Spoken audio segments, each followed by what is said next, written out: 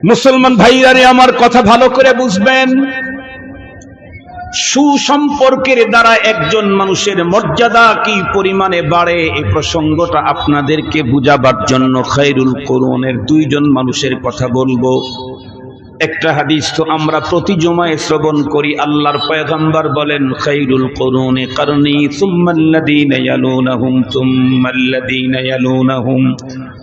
বিশ্ব নবীজি বলেছেন, সবচেয়ে উন্নত যুগ হলো আমার সাহাবায়ে কেরামের যুগ, এরপরে তাবেঈর যুগ, তারপরে তাবেঈ তাবেঈর যুগ। এই তিন যুগ সম্পর্কে আমার পয়গম্বর খায়রিয়াতের ডিক্লারেশন দিয়েছেন। এছাড়া পৃথিবীর কোন যুগ সম্পর্কে আমার পয়গম্বরের খায়রিয়াতের ডিক্লারেশন নেই। খুব ভালো করে কথাগুলি বুঝবেন। খায়রুল কুরুনের বন্ধুরা আমার, পৃথিবীর সবচেয়ে উন্নততম যুগের দুইজন মানুষের কথা আপনাদের খেদমতে বলবো, তাহলেই বুঝে আসবে সুসম্পর্কের কতটুকুন দাম। আমার জীবনে কার সঙ্গে সম্পর্ক তৈরি করা দরকার? এমপি, মন্ত্রী, মিনিস্টার, ব্যারিস্টার, লয়ার, সচিব, ব্রিগেডিয়ার, লেফটেন্যান্ট, কর্নেল, জেনারেল, টাকা পয়সাওয়ালা বন্ধুরা আমার, জমিদার, চৌধুরী, ইন্ডাস্ট্রিজ, গ্রুপ অফ ইন্ডাস্ট্রিজের মালিক, নাকি নায়েবে নবী, আহলুল্লাহ, উলামায়ে কেরাম, কার সঙ্গে সম্পর্ক গড়া দরকার? এটি দিবালোকের ন্যায় স্পষ্ট হয়ে যাবে খায়রুল কুরুনের দুইজন মানুষের বন্ধুরা আমার সংক্ষিপ্ত ইতিহাস শুনলেই। তার ভিতরে একজন হলেন বেলাল হাফসি রাদিয়াল্লাহু তাআলা আনহু। আমার জানা মতে তামাম পৃথিবীতে একজন মানুষ এমন নাই যেই লোকটা ইসলাম ধর্ম গ্রহণ করেছে অথচ বেলাল হাফসির নাম জীবনে শোনে নাই। এমন মানুষ নেই। বরং এখানে অনেক মানুষকে যদি জিজ্ঞাসা করা যায় আপনার দাদার নাম জানি কি ছিল, তাহলে হঠাৎ করে বলতে পারবে না, ভুলে গেছে। এরকম লোক এখানে বহু আছে। অথবা বলবে যে হুজুর আমি একটু আব্বার কাছ থেকে শুনে আসি। কিন্তু যদি বলা হয় হাফসার ওই কৃতদাস কালো মানুষটার নাম জানি কি ছিল, এ ঠাস করে বলে দিবে উনি বেলাল হাফসি রাদিয়াল্লাহু তাআলা আনহু। আল্লাহ পাক রব্বুল আলামিন তার কি পরিমাণে কিমত দাম বাড়িয়ে দিয়েছেন। 1400 বছরের অধিক কাল হয় পৃথিবী থেকে অ্যাবসেন্ট, আজও পর্যন্ত পৃথিবীর প্রতিটি মুমিনের মুখে মুখে বেলাল হাফসির নাম। বেলাল হাফসি রাদিয়াল্লাহু তাআলা আনহু উনি একজন কালো মানুষ, জন্ম তার হাফসায়। এরপরে ঠোঁট দুটি মোটা ছিল। কথা বলতে গেলে বন্ধুরা আমার শব্দগুলি অত্যন্ত সুন্দর উচ্চারণ করতে পারতেন না। কিতাবের ভিতরে লেখছে মুয়াজ্জিন ছিলেন মসজিদে নববীর, কিন্তু আশহাদু আল্লাহ ইলাহা ইল্লাল্লাহ বলার সময় মুখ থেকে শিন উচ্চারণ না হয়ে সিন উচ্চারণ হতো। এরপরে আবার কৃতদাস।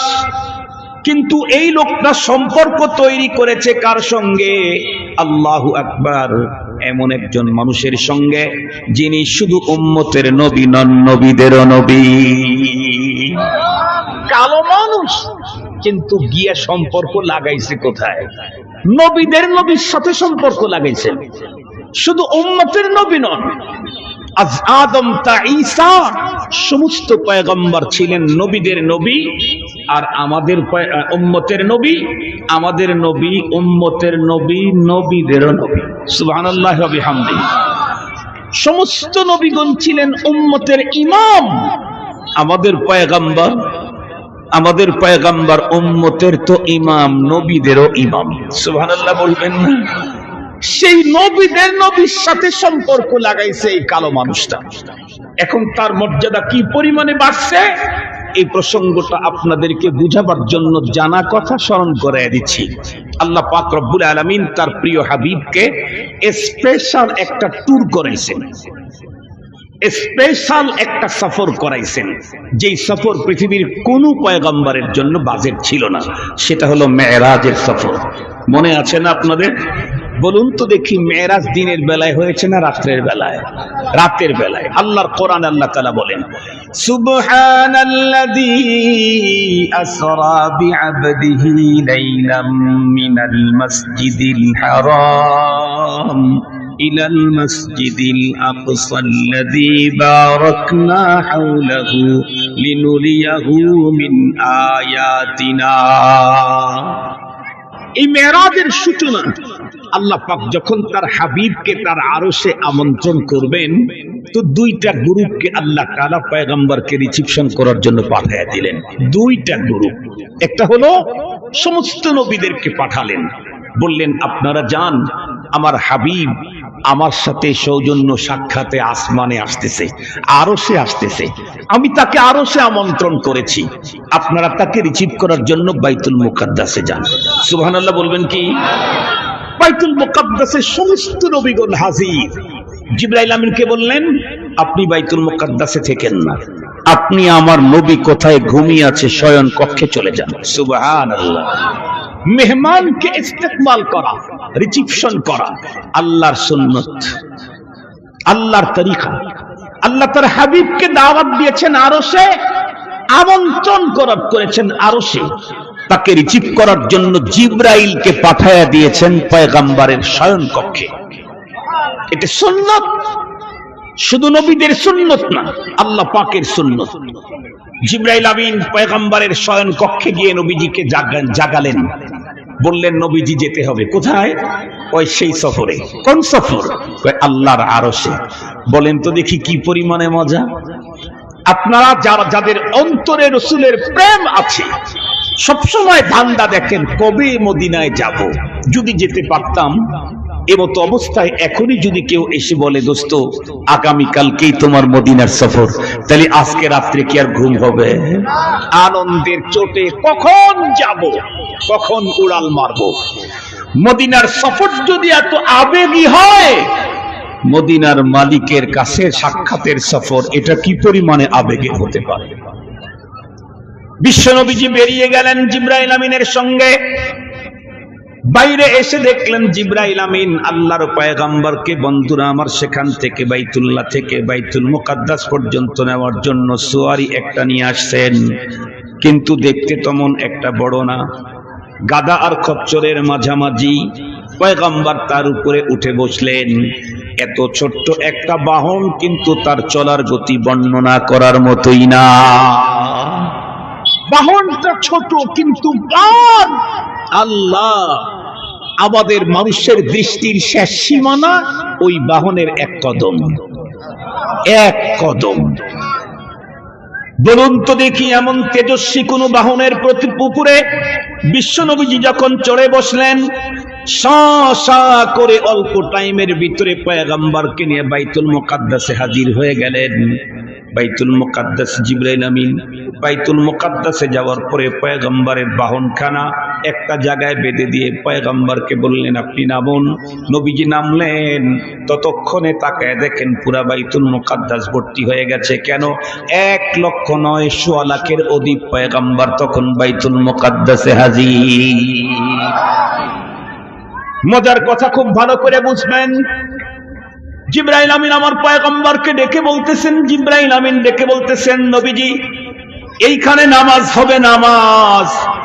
এক পর্যায়ে জিবরাইল আমিন নিজেই মুয়াজ্জিনি করতে গিয়ে আজান দিয়ে দিলেন।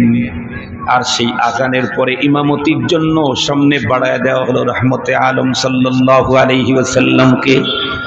আমার পয়গম্বরের ইমামতিতে নামাজ হয়ে গেল, নামাজ কমপ্লিট।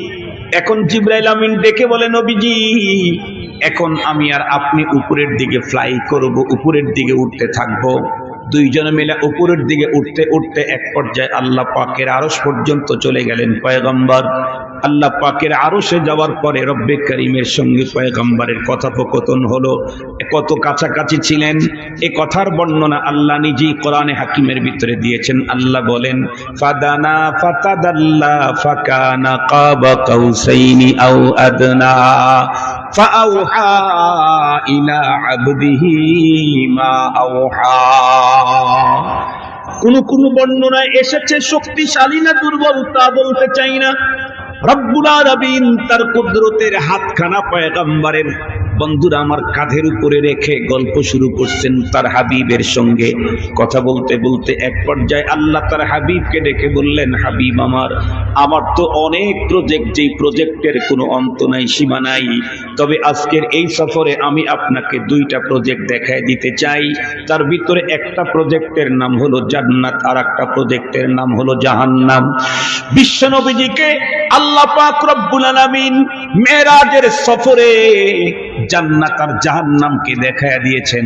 এ কারণেই তো আমরা বয়ানে বলে থাকি, পৃথিবীর সমস্ত নবী রাসূলগণ জান্নাত জাহান্নামের ওয়াজ করেছেন না দেখে, আর আমার পয়গম্বর জান্নাত জাহান্নামের ওয়াজ করেছেন নিজের চোখে দেখে এসে। নিজের চোখে দেখেছেন আমার হাবিব। আল্লাহ পাকের পয়গম্বর বলেন, আমি এক পর্যায়ে যখন জান্নাতের গেটের ভিতরে ঢুকলাম, সদর গেটের ভিতরে পা দেওয়ার পরেই সামনের দিকে তাকায় দেখি আমার কালো বেলালে হাফসি জান্নাতের ভিতরে খরম পায়ে দিয়ে হাঁটাহাঁটি করছে। আল্লাহু আকবার বলেন, আল্লাহু আকবার। অনেকের মনের মধ্যে প্রশ্ন হতে পারে, হুজুর আল্লাহর পয়গম্বরকে তো আল্লাহ পাক মেরাজের সফরে নিয়ে গেছেন, কিন্তু বেলালে হাফসি তখন তো ইন্তেকাল করেননি, তখন তো মদিনাতে ছিলেন হযরতে বেলাল। বেলালে হাফসিকে জান্নাতের ভিতরে পয়গম্বর কেমনে চলতে দেখলেন? এই প্রশ্ন যদি করেন তাহলে বলবো, এই দিকে তাকাইলে তার উত্তর পাওয়া যাবে। এই যে দুইটা দাঁড় করানো আছে মোবাইল, এই যে দুইটা দাঁড় করানো আছে মোবাইল, এই মোবাইলের ভিতরে যদি লাইভ অপশন চালু করে থাকে, তাহলে আমি তো বক্তব্য দিচ্ছি আপনাদের এলেঙ্গার। বন্ধুরা আমার, এই মাঠের ভিতরে এই জায়গাতে লাইভ অপশন যদি চালু করে থাকে, আর এই অপশনে যদি আমেরিকার কেউ এখন ঢোকে, সে দেখবে এখন আমেরিকার ওখানে স্ক্রিনের ভিতরে আব্দুল বাসেত এভাবে হাত উঁচু করে মোবাইলটা দেখতেছে। কেউ যদি লন্ডনে থাকে সেও দেখবে, কেউ যদি জাপান, জার্মানি, স্কটল্যান্ড, আয়ারল্যান্ড, ফিনল্যান্ডে থাকে সেও দেখবে, কেউ যদি ঢাকার রাজধানীতে দেখতে চাও সেও দেখতে পাবে। আমার ঘরের সন্তানেরা যদি এখন দেখতে চায়, দেখি তো আমার আব্বু এখন কি করে, তারাও ঘরের ভিতরে দেখতে পাবে। মানুষের তৈরি করা প্রযুক্তির কারণে এক আব্দুল বাসিতকে যদি লক্ষ জায়গায় দেখা যায়, এই মানুষটাকে যেই রব্বে কারীম তৈরি করেছেন, তার প্রযুক্তির মাধ্যমে মদিনার বেলালে হাফসিকে কি জান্নাতে দেখা যায় না? মানুষের প্রযুক্তির কারণে এক জায়গার আব্দুল বাসিত খানকে লক্ষ জায়গায় যদি দেখা যায়, রব্বুল আলামিনের প্রযুক্তির মাধ্যমে বেলালে হাফসি মদিনাতুল মুনাওয়ারাতে আছেন, তাকে জান্নাতে দেখা কোনো বিষয়ই নেই। এখন কথা হলো, বেলালে হাফসিকে আল্লাহ পাক জান্নাতে তার হাবিবকে দেখায় দিলেন কেন? মূলত এই কথা বুঝাবার জন্য, হাবিব আমার, বেলাল কালো হলে কি হবে? বেলাল কৃতদাস হলে কি হবে? বেলাল হাফসা জন্মগ্রহণ করলে কি হবে? বেলালের ঠোঁট গুলি মোটা হলে কি হবে? বেলাল সব দিক থেকে অনেক নিম্নমানের হলে কি হবে? আপনার সাহাবত আর আপনার সাথে সুসম্পর্ক তৈরি করার কারণে দেখেন কৃতদাস কালো বেলালের মর্যাদাটা কোথায়।